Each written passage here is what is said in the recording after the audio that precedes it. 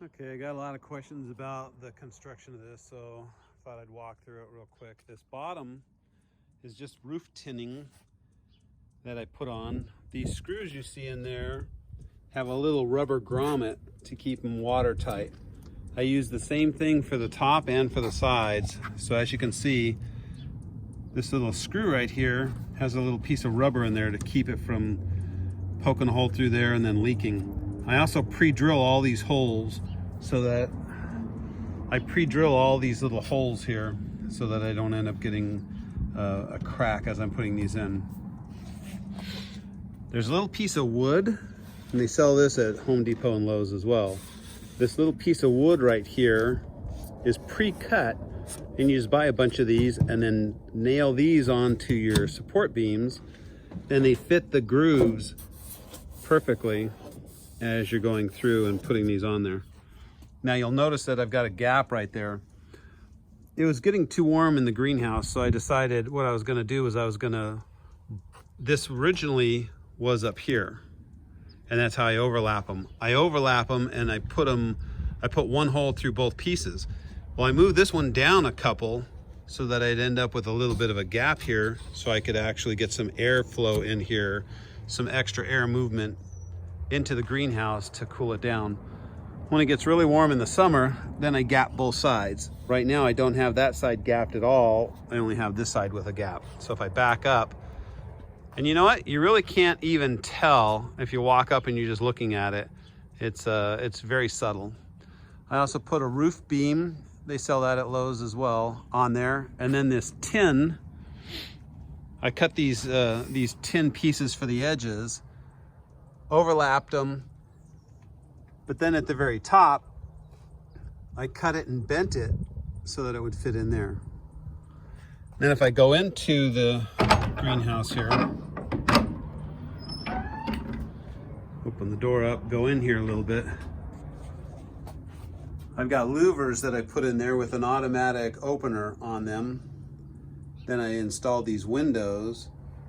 And for the hardware, I use brackets to hold everything together. So all the way around it, you're gonna find all kinds of brackets in there. Those are automatic lights that I got to put in here, so at night when I come in, there's light in here automatically. I don't have to worry about that. I put an automatic watering system. I ran water in here, and then I put an automatic watering system in here so that when I turn it on, it waters everything all at once.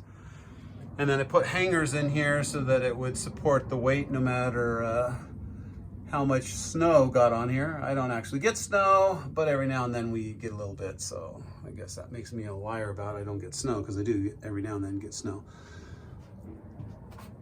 Then I put this beam right here across the center to support my water so that I could get water down to these guys.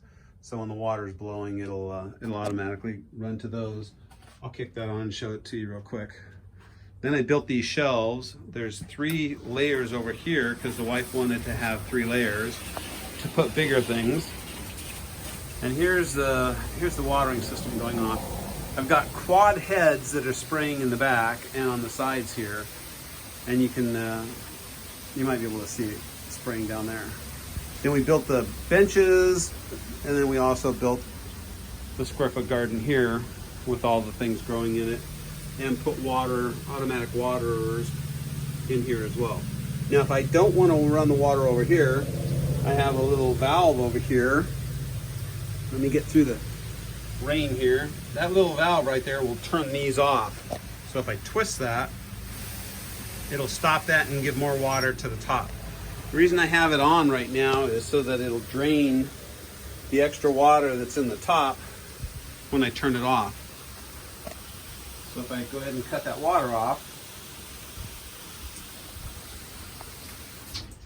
it'll stop running, and then all the water that was in this line here drains down to that other end.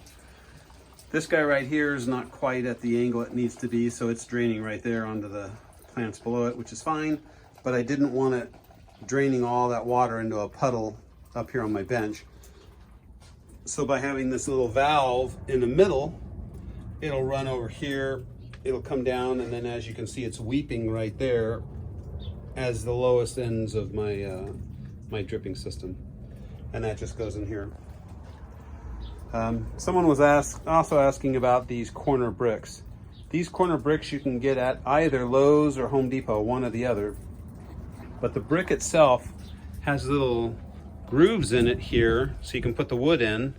And it's got a little hole in the middle, so you can put a piece of rebar down the center to hold it together. And so that's one of the tricks we use when we put these together. We also have some wire. Since I've got a piece of rebar in there, I have something I can tie to. So I have a piece of rebar, or a piece of wire, and it's the green grounding wire you'd use for running in the house. I tie that onto one of those little pieces of, onto the rebar sticking up, and I ran it all the way around and tied the box together so the box won't move. So if I grab this and I pull on it, it's solid. It's solid not because it wants to be, but because I have it held in place. Otherwise, these could move a little, even with the rebar in them, with all that dirt in there pushing against them. Hope that helps with the idea as you guys are trying to put something together.